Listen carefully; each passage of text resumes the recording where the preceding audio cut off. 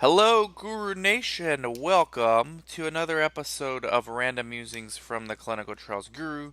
I am Dan Sfera. I am joined by another site owner, entrepreneur, Brad Hightower, CEO founder of Hightower Clinical Research in Oklahoma City. Brad is the Oklahoma City Thunder fanatic. In addition to that, he is an entrepreneur. He has dabbled in branding his site through social media. We're going to talk about a lot of these kind of things. We're going to talk about, most importantly, him, how he got started as a site owner, what his background was, and then we'll see where this conversation goes. We've been doing a lot of these lately, Brad, and it's amazing because I'm always learning from my guests, and I'm probably gonna pick up a little thing here and there from everybody I talk to. So I'm looking forward to seeing what we have to offer Guru Nation for this interview. But thank you so much for coming on, Brad. I really appreciate it. Yeah, thank you, man. I've been watching your videos for a long time, and I do have to say, a large part of why I left my old job to do this was, from watching your content. A lot of that sort of helped validate a lot of the things I thought about, leaving a job to go do something on your own. So, Wow.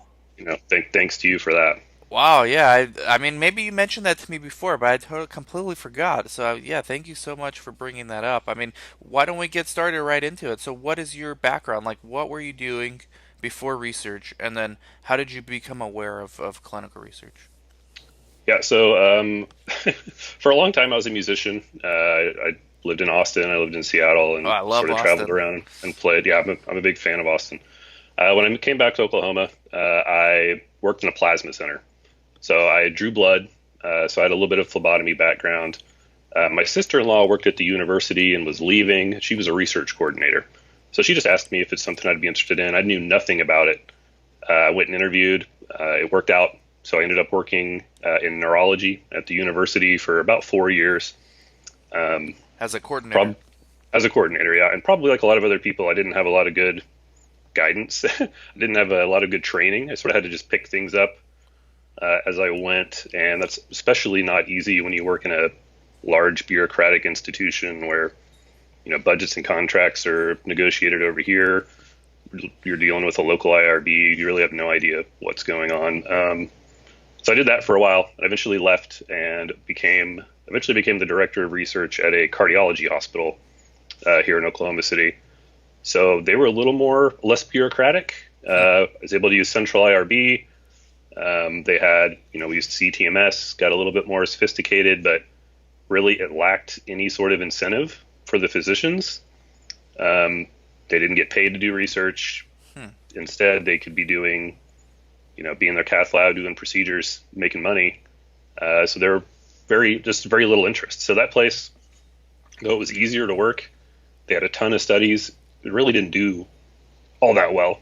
And I thought a lot of that had to do with just lack of incentive Lack of for incentive. physicians. So what was their incentive at that place? Because I've met another last week. I had a call with another hospital system who had the same business model, and they're like, "Hey, we kind of expect our doctors to do research, and most of them are doing it for the prestige or the intellectual curiosity." And I'm thinking, how far can that actually get you? I mean, it's cool at first, but this is a long, like doing one study is like a long process. It's not something that it's just cool to do or cool to think of. Like it should be a business, right? Yeah, and that's again my experience, at least here locally, is it's not the case in most institutions. It is mostly either some combination of altruism and just particular interest in a particular drug or device. But again, that really only takes you so far and doesn't really constitute a business. So um, I think a lot of these places, like a university or even these hospitals, they end up subsidizing the research because it doesn't make enough money to pay for itself. Mm. And that's sort of the situation that I had worked in previously. So eventually I got the idea of like, look, we need to do something to incentivize these guys. Hmm. And that place just wasn't interested in it. So that was fine. I went and found some doctors who actually used to work in that hospital. They were sort of my first clients. They broke out into a private practice. I approached them and said, hey, give me a little bit of office space and let me sort of be integrated into your clinic, and I will split a percentage of study income. So I sort of took a gamble on being able to pull that off, and it worked out. And today we're in, 7 clinics working with 15 doctors, and we're trying to add more all the time. So Wow. Yeah, that's so you went basically period of time was this where you started in the plasma center and then you went to study coordinator and then site director and then site I think owner. I think that was about 8 years probably. But truthfully, I think I wish I'd had the guts to do it sooner. And again, I spent a lot of time watching your content and being like, man, I can do that. I think I can do that. And It's then just never getting the guts to just go and do it. Yeah, I think people that come from smaller clinics understand it faster. I think because you were at a university and then a large hospital system, it seems like it's such a ambitious project because you're like the only context you have is that hospital or that university. And you're like, "Hey, I'm Brad Sure. Hightower, like I'm not University of Oklahoma.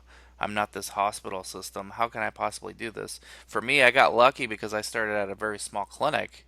Almost from day one, I was like, "This is, I can do this."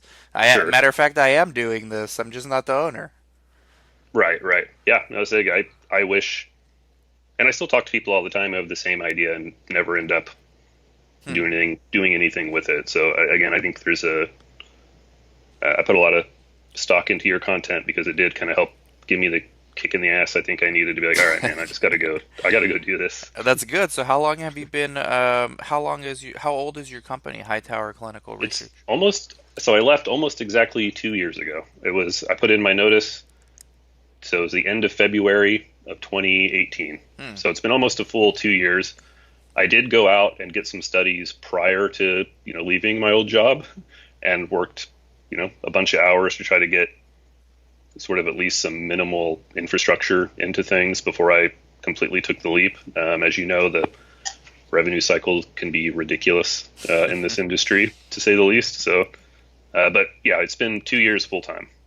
Good. So you did it the conservative way. You didn't quit your job and just jump into this. You set it up to where okay, we got a study, we have a PI or PI first, right? Then study. Sure. In your case, you had a couple of PIs you were mentioning. Yeah, so there's a vascular surgeon and an interventional cardiologist and basically a cardiology group over here, Wow. and Okay. that was where I was working at the time. So I at least was pretty familiar with the therapeutic area and what was going on at the time. So that helped. So 2 years ago, 2018, like 2017, 2018, cardiology. And have you branched off into other areas, or are you guys still So specialty? now we're in gastro, dermatology, neurology. Yeah, we're branching out into every possible therapeutic area. I'm going to be as diverse as possible, really. That's smart. That's the way to do it. I wish, like do what I say, guys, because I'm trying as well with you. I'm trying like we're stuck in the CNS space and Right. for the sites that I own, we're getting some general medicine, we're doing a couple other things. Matter of fact, one of our highest paying studies was an asthma study with a psychiatrist.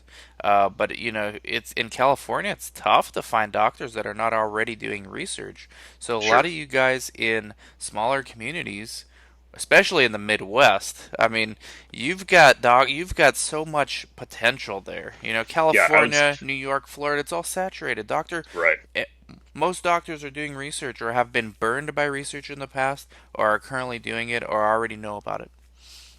Yeah, that's a fair point. I think, there's, for better or worse, there's a lot of sick people in Oklahoma and across the Midwest, and Yeah, there's really not a lot of competition for this. And look, especially private practice physicians, want to add another revenue stream for their practice, makes their practice look good.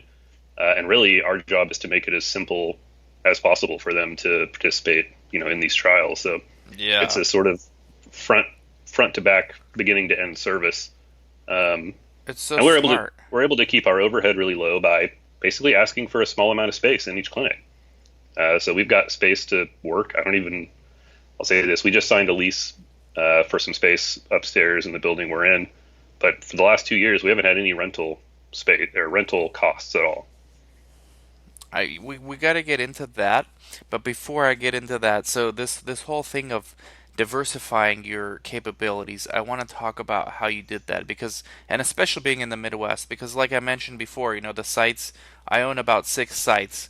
They mostly specialize in CNS, in Sure. psychiatric trials. But for our site network, the ones that pay us a monthly fee to get them studies, they're really diverse. So we're able to see all these studies. Right. We're able to see everything out there, everything coming in, and we're able to see where our clients do the best. And typically, although strangely enough, our best client is in Florida, which is the most saturated place. But Right. on average, the best performing clients tend to be in the Midwest or in rural areas, like Northern California, up next to Oregon, or East Coast, like north of Boston. We get really good performing sites, but the Midwest, you are strategically placed in one of the best locations you can for reasons you mentioned. But how difficult was it from I guess getting away from cardiology or expanding into other areas, not necessarily getting away, but expanding and adding to your site portfolio? What was your process? Because there's people watching and listening right now that are trying to do the same thing. And, what was your process? You look for the PIs first? Did you look for the large medical groups? Who did you go to? Who did you avoid? What were the So, strategies? I mean, initially my thought, I wanted to avoid any large institutions again because I just didn't, I've seen it fail so many different ways when you're involving people who have no idea what's going on, but they want to be involved or call the shot somehow. Right. But that being said, I mean, truthfully, I pulled on a lot of different methods. So I knew a guy who was a resident in neurology back when I worked in neurology, Okay. who had since left. He was part of a larger institution, but he agreed to come do research if again if I could provide the space. So I'd make a little bit of a deal so that we could do it under a roof we were already under.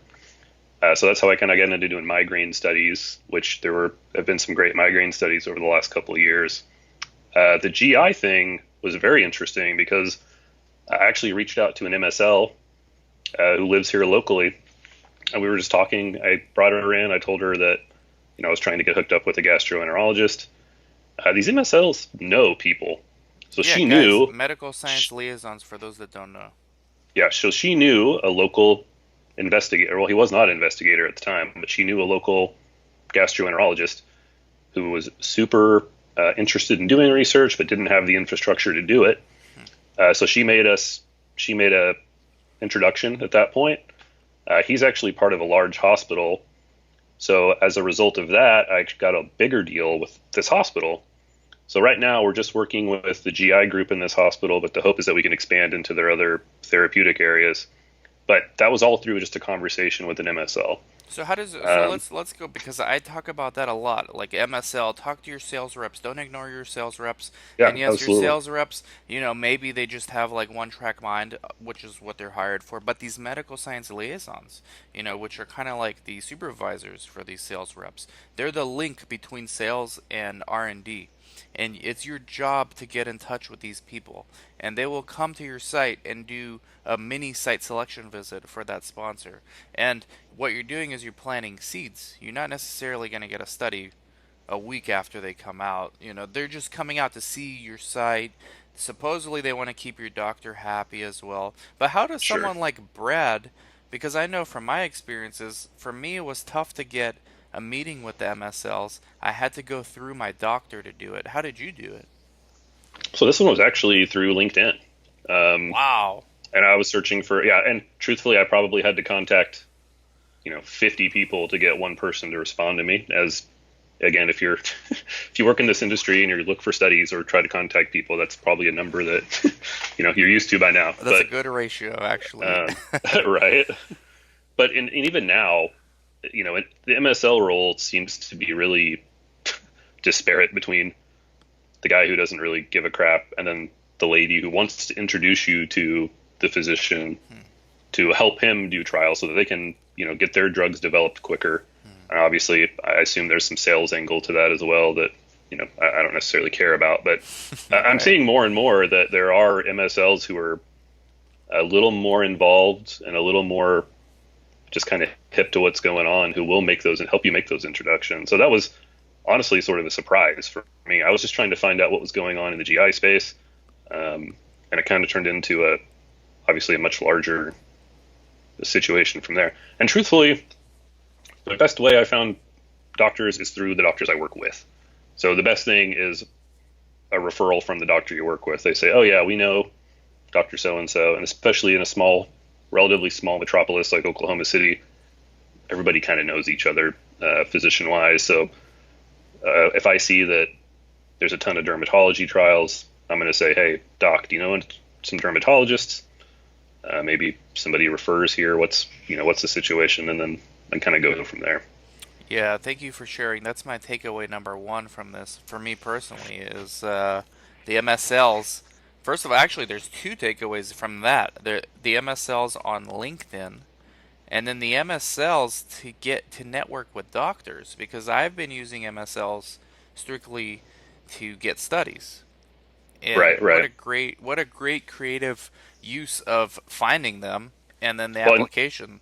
yeah, and since then I press these guys. I'm like, who do you see? Who's got a big patient population that would be great for research? And then, some of them are obviously more open than others to giving you that information. But Wow. I'm getting surprised by how often they're willing to refer, or even sometimes again make the introduction for me. So Monica, we gotta do it at minute 1637. We discussed this. We gotta get on this because we do meet with medical science liaisons. We've never asked. I don't think I've ever asked.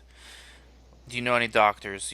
We've talked about doctors before because they like to talk. Oh, do you know that this doctor's doing studies? right, This right. guy's got this study. Do you guys have this study? But I never thought to ask them.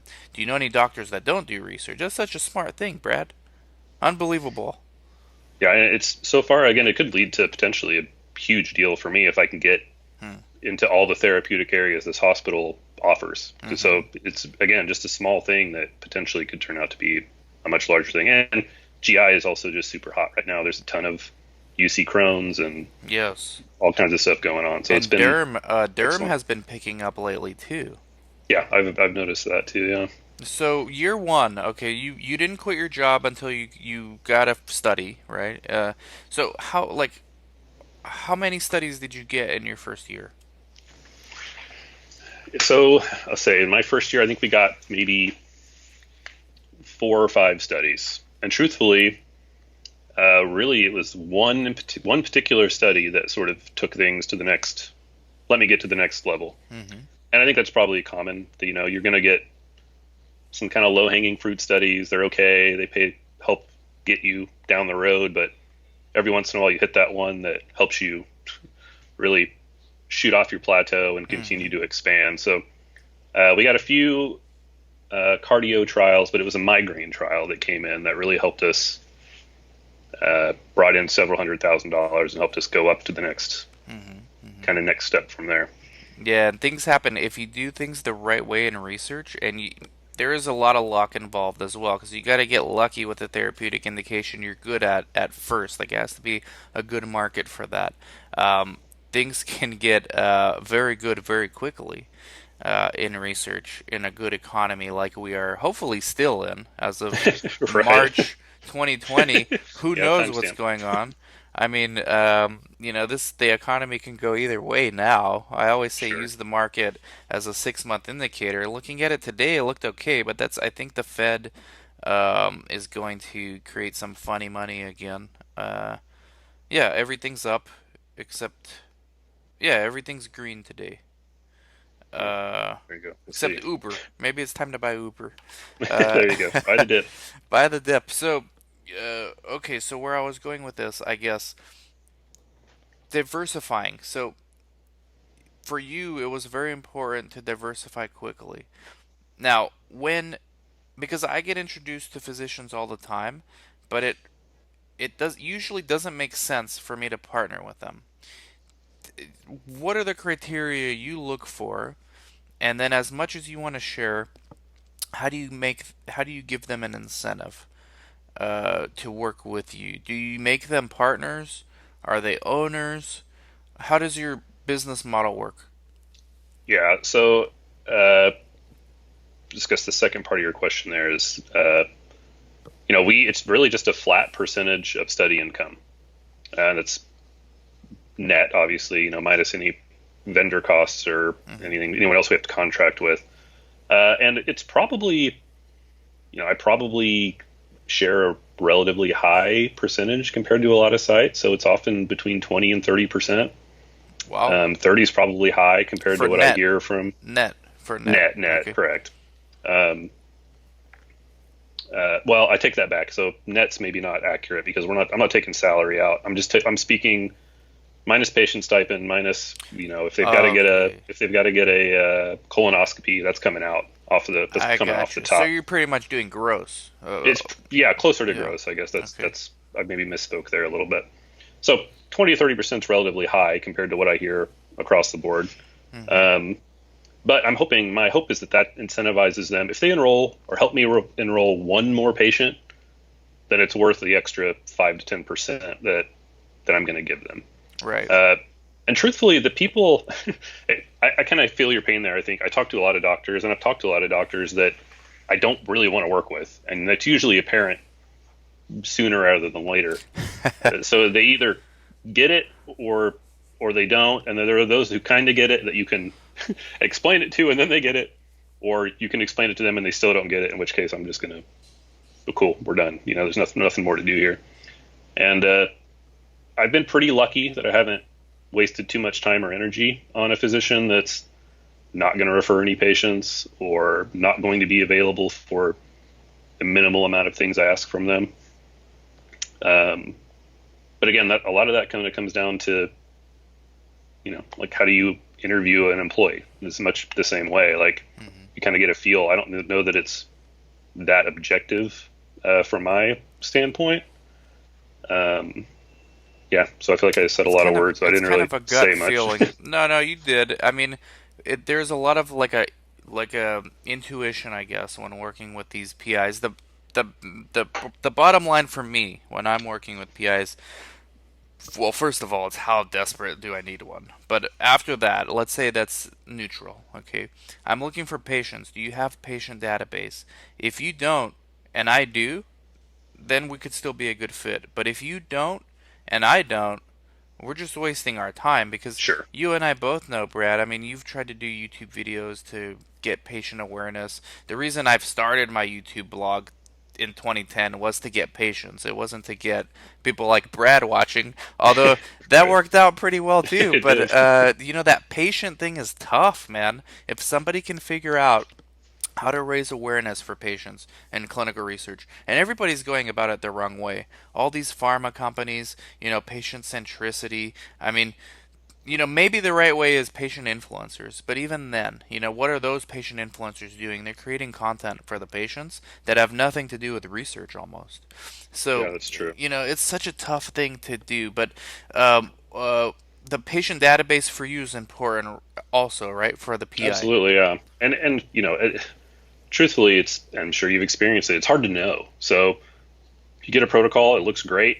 Maybe it looks like you've got a ton of patients, and once you get in there, there's those couple criteria or something else you couldn't know Hmm. until you got in there that you're like, well, shit, now I can't enroll this study, or this was not it's not going to be as advantageous as it looked like. So I do think, going back to what you said before, there's a certain amount of luck, uh, quote unquote. You have to Um, ride the trend, ride the right trend, and that involves luck because for me, when I got in, CNS was hot. I had right, nothing to do with that. I just caught the trend, and luckily, I sure, learned. Well, I learned the hard way that that's not always the case, and then I learned to diversify. So, okay, let's say you find a PI. They have a database. They have an office, but you have an office. Now the question comes, well, where are you going to do the studies?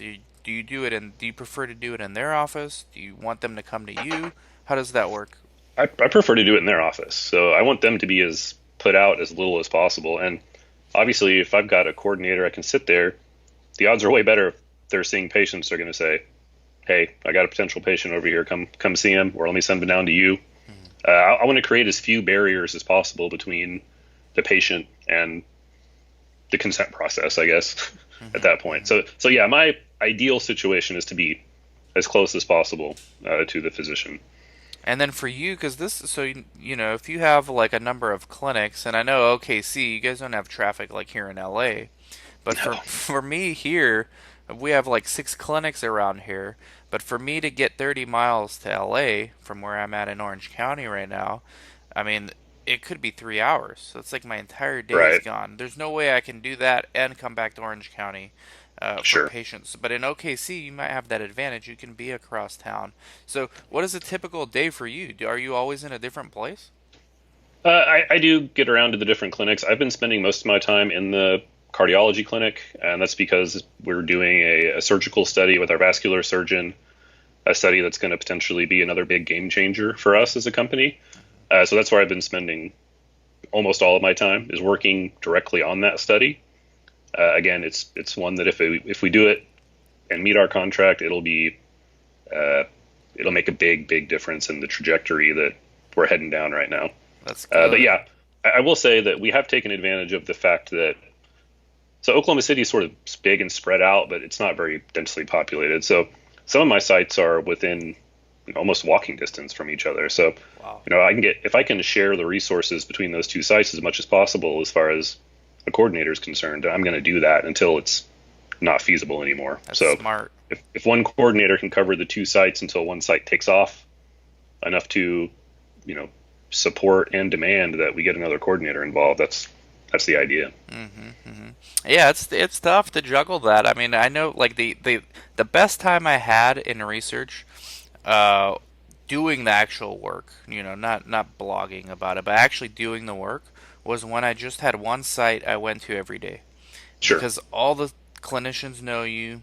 They know that you're running the research. They're there. Like FaceTime matters. And that's what I tell people. I've talked to other groups who have kind of done this on a bigger scale and failed because I think there is a lot of personal relationship that kind of goes into this between either coordinator and PI or site, whatever you want to call yourself, site owner, Hmm. site director, and PIs.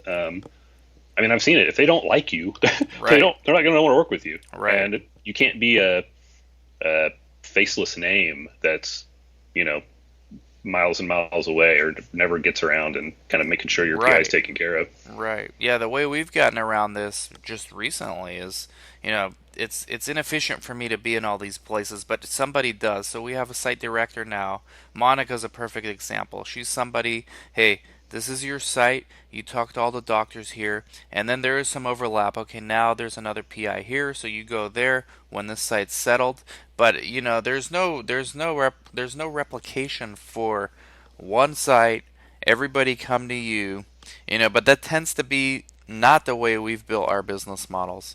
And I kind of envy the sites that have, these multi-therapeutic huge sites that just have everyone come to them. I mean, Yeah, that's the easiest to build a culture, uh, to uh, to do employee training.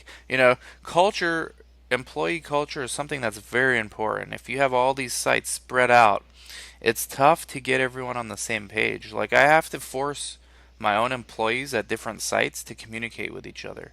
Like sure, they're working on the same studies and they're sure. asking me for help, but they're both asking me the same question. It's like, hey, Right. first of all, I don't know anything. Second of all, you need to ask them. Talk So to each other. yeah, so my Yeah, job no, now has been to put them in touch with each other and make sure that that happens. sure. And I mean, you're right. I think the idea of having one site is ideal. It's not scalable, obviously. Mm.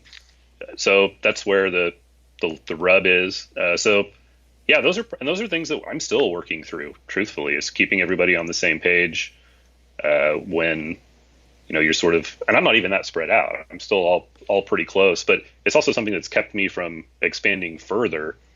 Is until I can really get my arms around it here locally. I think that's a interesting Mm. problem. So you have ambitions for going outside of OKC? Yeah, and I'm working with the site in New York, and Wow. I've had the potential to work with other sites. I'm trying to build a little bit of runway so that I can really properly employ someone at these sites, but Hmm.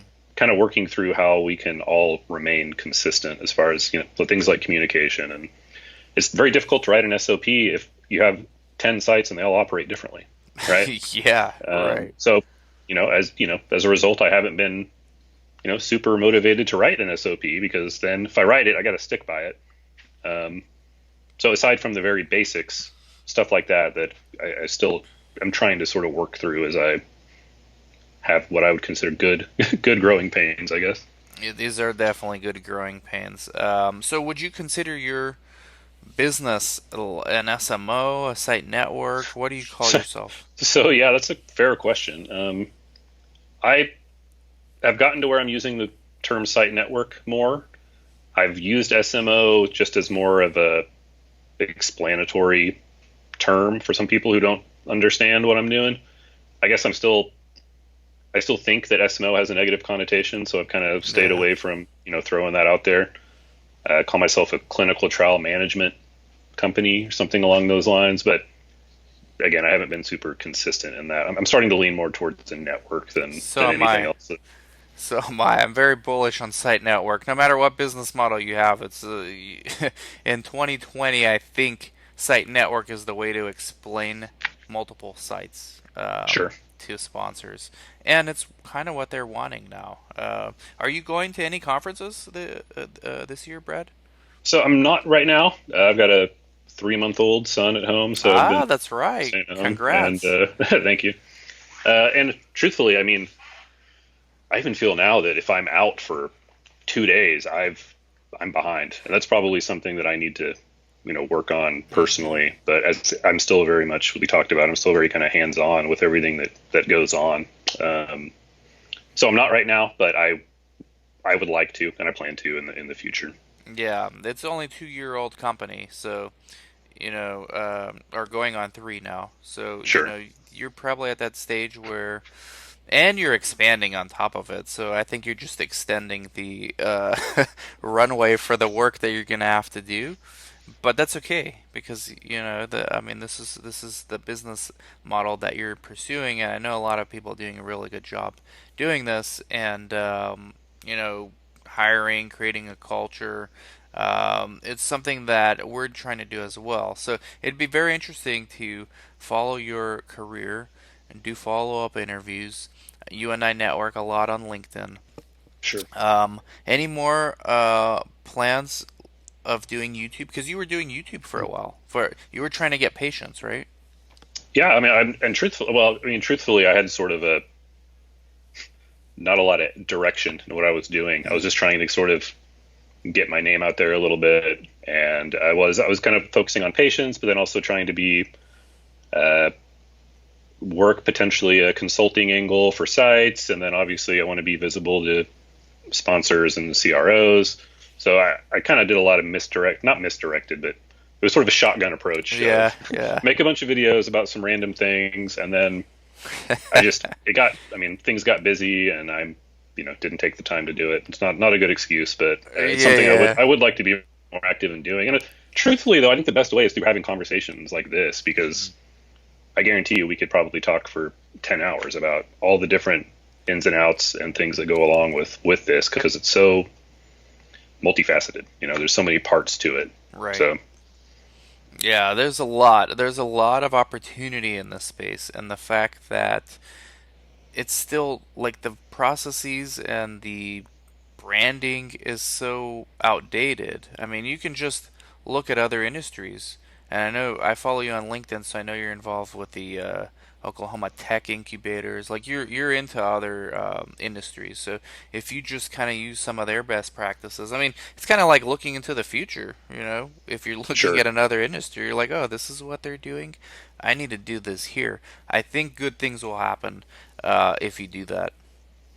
Yeah, I think that's all I have done so far. And Hmm. I've been lucky that I'm in the market I'm in. I think that again, it's really nobody else doing quite what Hmm. I'm doing here. Hmm.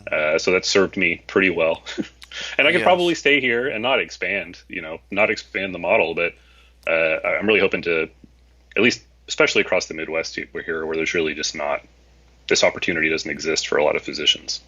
Right, right. Yeah, absolutely. I mean, you're in a perfect location. Best of luck, Brad. Thank you so much for coming on. We have to do more. We're gonna follow your career now. If people want to get a hold of you, where do they go? Probably LinkedIn's my most checked social media, I guess, if you want to call it that. I'm on Twitter at Hightower Trials. But I'd say LinkedIn, I'll Bradley have the Hightower. Brad's LinkedIn profile will be underneath the video, and if you're listening, which increasingly more of you are, it's in the show notes of your favorite podcast platform, whatever that may be. There's so many now. I think we're on iTunes, Google Play, Stitcher, Spotify, and who knows from there because they all then get aggregated into different platforms too. Right, So we might right. be on a lot of them. But thank you very much, Brad. I appreciate it. Thank you for sharing some tips and some advice for site owners. I think you're very practical in your approach, and it's evident from the beginning, from not quitting your day job until you figured out the infrastructure for your site, and then expanding, and then being hands-on in your sites, especially with how quickly you've been expanding. So I think that's a good model for other site owners or potential site owners to follow. So thank you very much, Brad, for your time. And thank you everybody for watching and listening, and we'll catch y'all later. Bye bye.